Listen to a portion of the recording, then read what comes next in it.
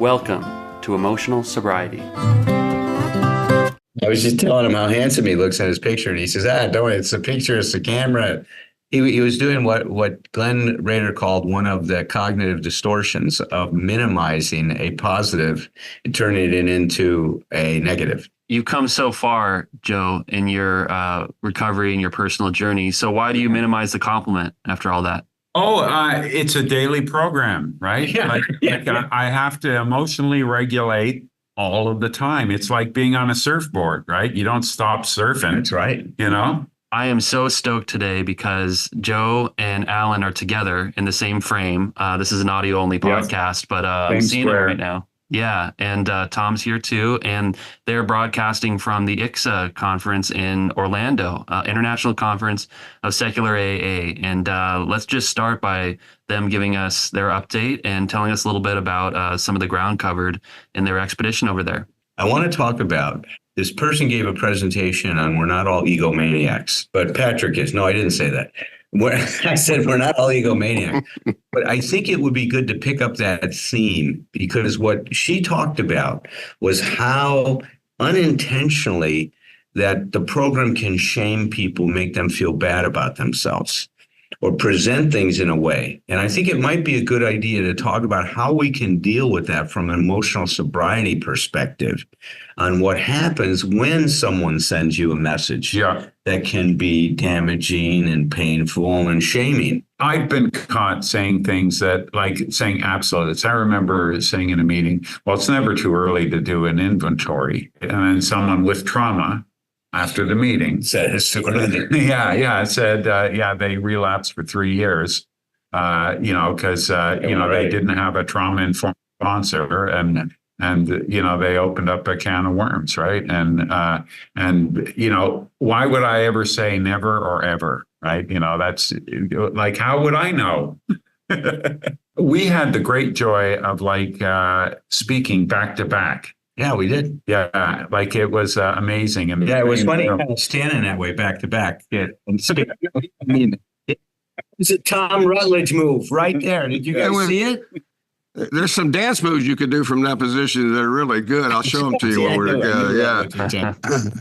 No, I spoke and Joe came on and gave his and shared right after I did. Yeah, and there's an energy.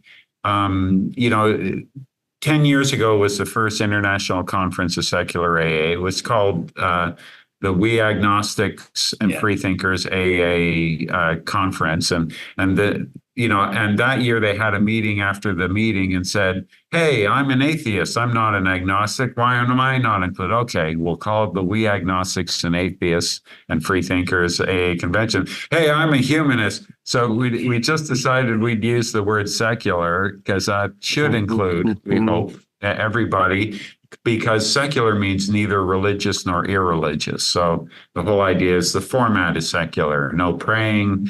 People can talk about whatever they want. In fact, we had a great speaker almost confessed that, I do believe in a higher power, but I don't care that you don't. There's just a real inclusive atmosphere in terms of all of you are welcome, no matter what your orientation is, no matter what your thoughts are, no matter what your beliefs are, there's a place for you here. And that's a powerful message, man, because not all of us have felt that in our lives, that there's room for us. Yeah. I mean, one of the things I mentioned that seemed to land well is I was talking about how people feel a lot of pressure talking to someone new. I was speaking specifically about going out on a 12-step call, and trying to help save somebody's life, right? And, I said, you can't say the wrong thing, right? People don't need to be told. They need to feel heard about that expression. Take the cotton balls out of your ears and stick them in your mouth. I didn't feel included in AA till I was invited to speak and welcomed, right? For who I was and for what I said. We see you, we hear you, we get it. Welcome. Yeah, we want to hear from you. Yeah. How long were you involved, Joe, before you actually got to say your piece, before you spoke? It would have been at my first meeting for sure, right? Because someone picked me up to take me there, and we talked the whole way there. And then there was a speaker meeting, and I was introduced to a few people, and then we talked all the way back. Like I felt connected, right? And I was very young when I got in, so I was probably sober 3 or 4 months, where someone was bringing me along to talk to other young people, like doing public information work in high schools, right? Not near where I went to school, so it'd be nobody who knew me, right? But there'd be someone who had a little bit more stability in AA and me, and then I started feeling included and part of something, and now all of a sudden my identity's changed from how am I ever going to live sober? That's boring. To I'm part of this, this straight edge club, right? Like we just do it straight edge. We play music sober. We dance sober. We stay up all night long and drink coffee sober, right? It was a new identity from actually getting to, not from listening and observing, but from participating. And that's what Alan was talking about, that everyone's encouraged to participate. How far back, Alan, does your involvement go with ICSAA? I presented on emotional sobriety at their first meeting in Santa Monica. 10 years ago. And just to show you how far technology has come, is that we had a room and there was no projector in it. They didn't have a projector back then. I had my laptop with the file on it, and I would play it and try to raise the volume enough for everybody to hear it. It was very Spartan. And today we're enjoying a conference in a very nice hotel here, the DoubleTree Hilton, and it's great. It's great. There's a lot of great messages. And one of the things I thought would be good to focus on today was this person who wrote a book recently. I don't know her name. Maybe Joe does, but the title of the book is not "We Are Not All Egomaniacs." Beth H.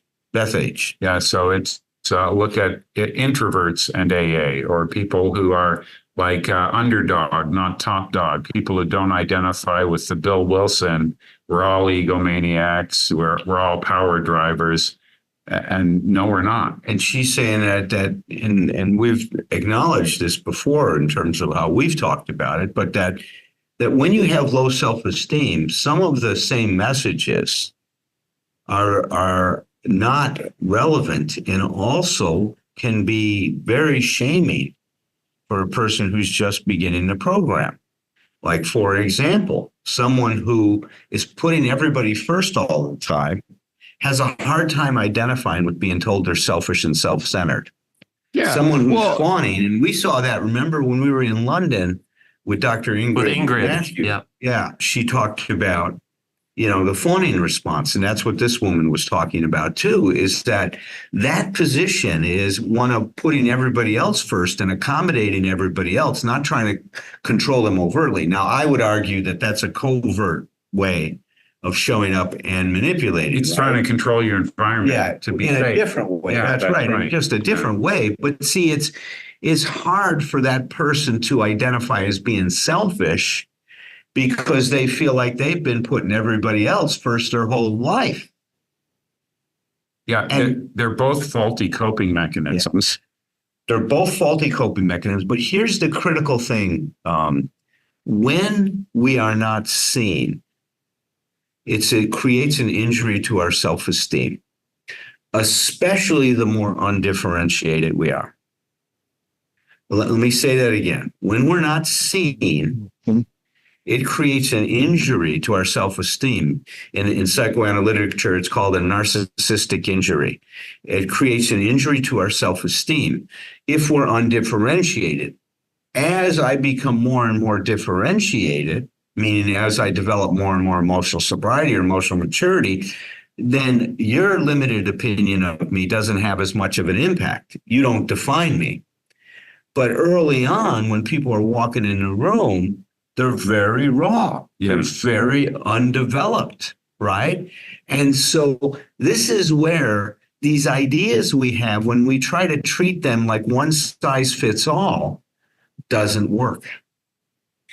and being very careful about how we speak, like mindful, not falling into our same old verbal, habits, because we're desensitized to some of these things. And it's important to remember, how harsh some of this sounded when I was brand new, right? And I've, that's so 5 minutes ago, right? It's hard for me to do. So I try to say it in a way that isn't my, pat story. Yeah. Well, I can give you a personal example of that. So I came in the program, and I think you guys know this, is that I came in a program when I was 19 years old, essentially a high school dropout. I did complete the first year, my freshman year of high school, but I essentially never went to school. They just passed me because they wanted to get Berger out of the classroom. So I had no formal education at all from the 8th grade forward, right? And so, as you guys know, I got so turned on to recovery back then, right? When I heard Tom share his story and I saw the freedom in him, there was a part of me that says, man, if I could have that, life could work. That was the first thing that really excited me and created an interest in myself and in my experience and a curiosity that was shut down, that I desensitized myself to. The next thing that happened was helping other people, right? Then I had 60 days clean. They invited me to become a counselor. So today, I don't think I could get a job at 60 days. Those are the times. Like I was talking about doing public information when I was 2.5 months sober. I'm like 16 years old. I'm perfect to go in front of the kids, right? And when our home group does hospitals and institutions, we go into a detox. I explain that who's the newest here.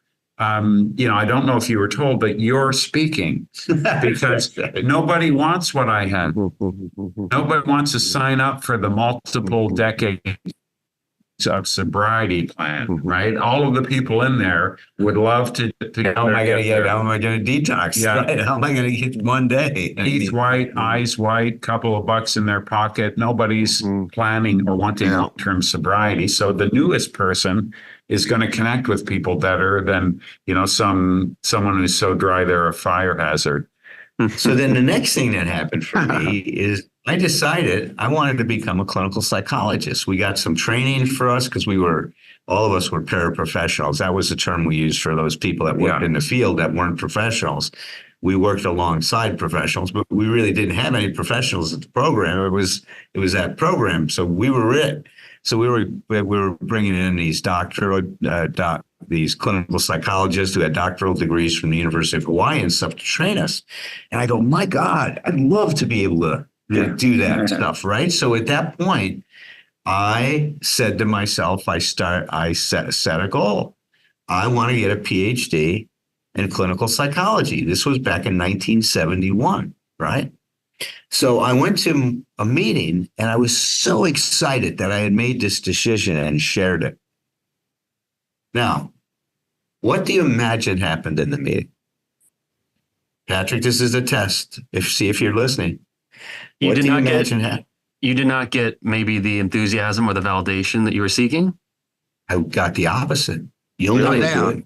Alcoholics never finish what they start.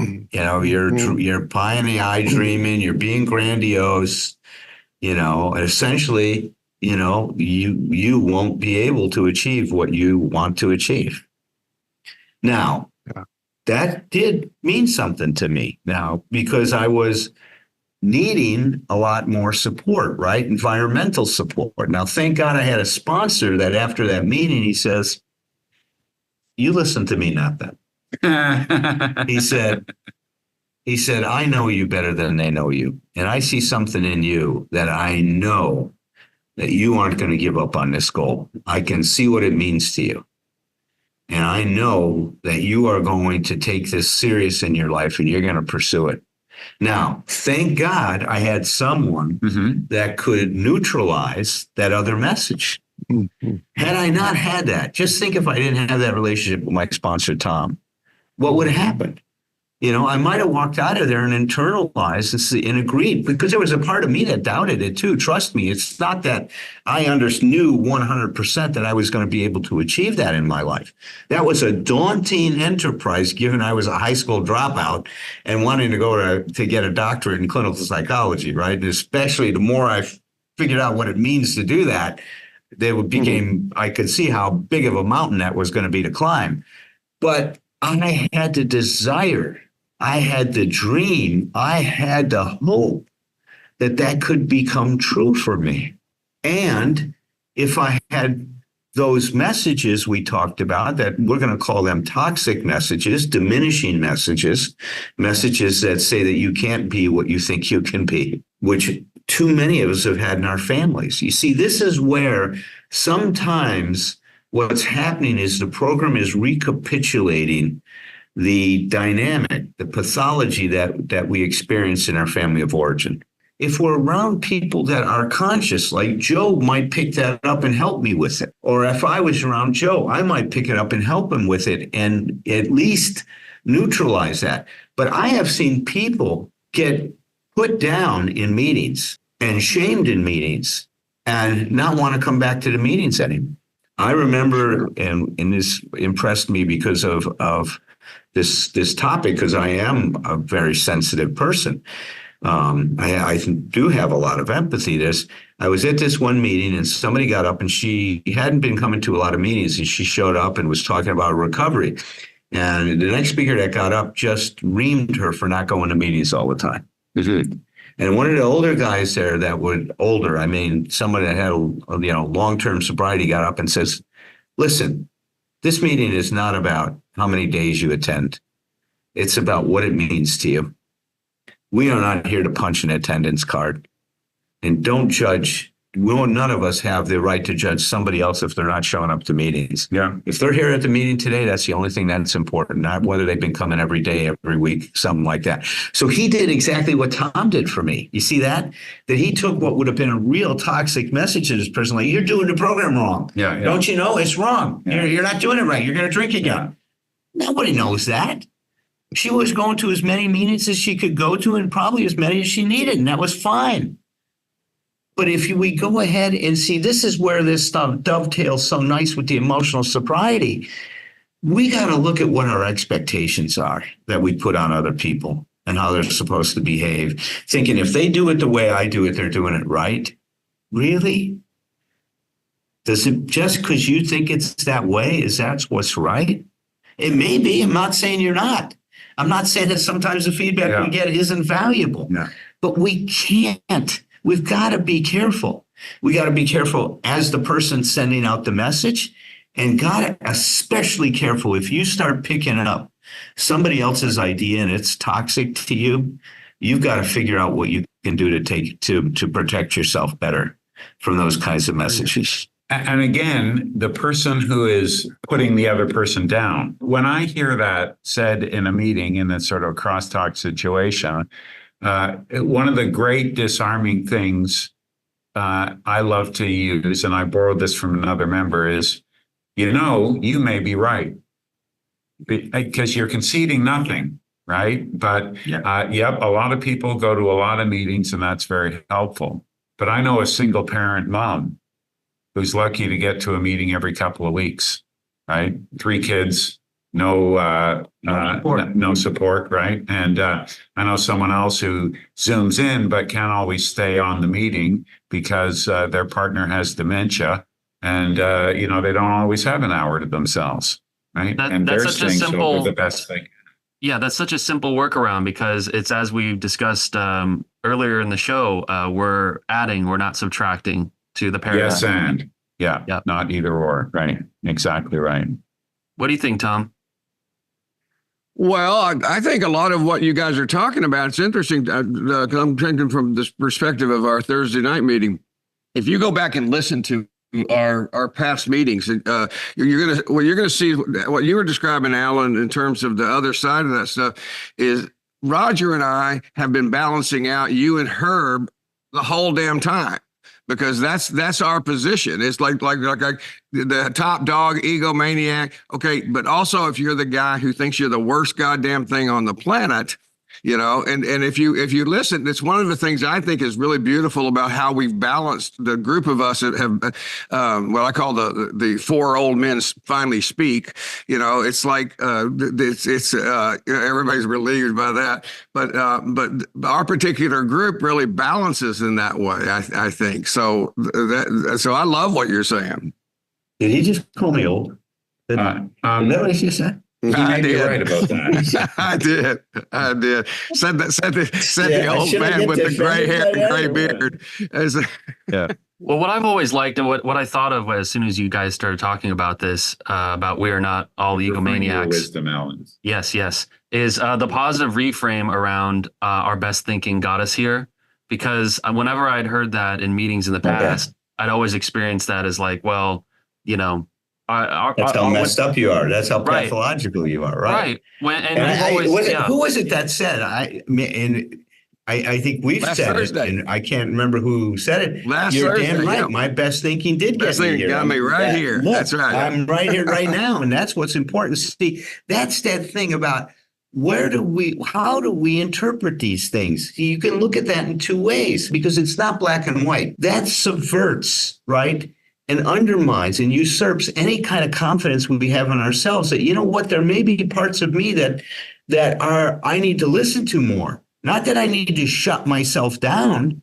And Tom, you and I know this to be very true, is that a big part of people's problems is they're listening to the wrong part of themselves. What I always say is the toxic stuff is always unsolicited. It's like an asshole person. It'll come grab you. But wisdom, whether it be somebody over there or whether it be the wise part of yourself, is will not come in and slap you around with wisdom. And it's really easy for those loud people and those loud voices in your head to just claim authority because they just sound like they have because it's the weirdest thing in the world. But the most negative thoughts we have in our heads, the most dangerous voices. This is just fascinating to me. Have never had a crisis of confidence inside somebody like me who has felt so like shit for his whole life, but never once has my should monster said to me, "You're a low down, useless piece of shit, but consider the source." I may not know. The louder someone is getting and trying to convince other people they're right, the more wrong they really are, right? I mean, it's like, if I'm shouting to convince you about being right, I may not be right on this issue. Shakespeare said, "He doth protest too much." That's right. That's right. So, Joe, is there some strain of this that you were expressing earlier in your talk at ICSAA? Like, what was some of the content that, can you share any with us of what you were bringing to your part of the conference? Well, I was taking a look at some of the, just new ways of looking at things, right? Like there was I have superstitions.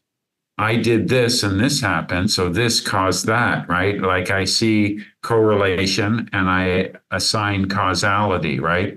I worked the steps, so it's the steps that got me sober.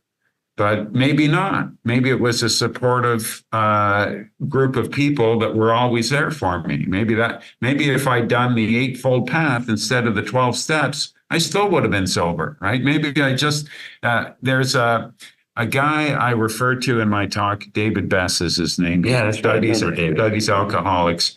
He looks at all of the different ways of people are getting sober, whether it's 12-step based, whether it's going to a therapist, whether it's She Recovers or Dharma Recovery or any of these things. And he says Goya is the universal feature we see in all of that.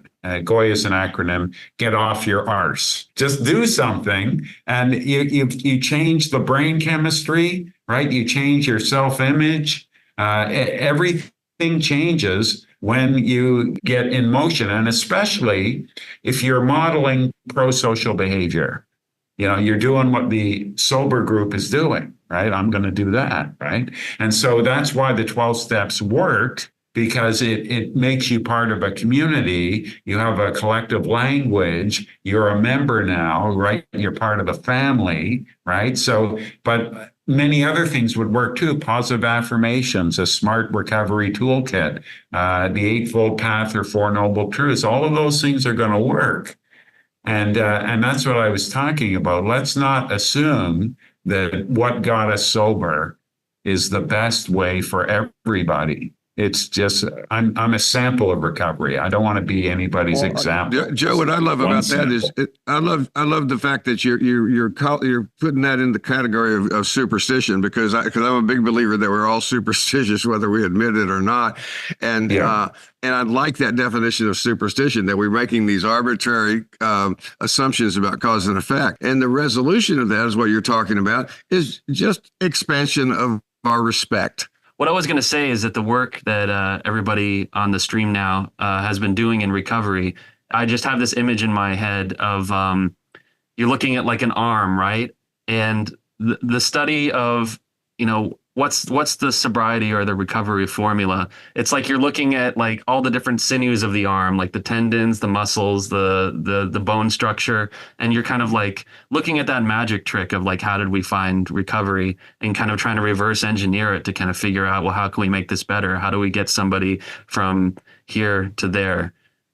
Because it's not any one thing. It's like a bunch of different things working in tandem. And even when we have if we're Venn diagrams, we have so much intersection, but we all are very unique, very different. And when you survey people about who, like, they've done these life and recovery surveys in the US, in Canada, in Great Britain, and in Australia, list the things that contributed to your sobriety and how important they were to you.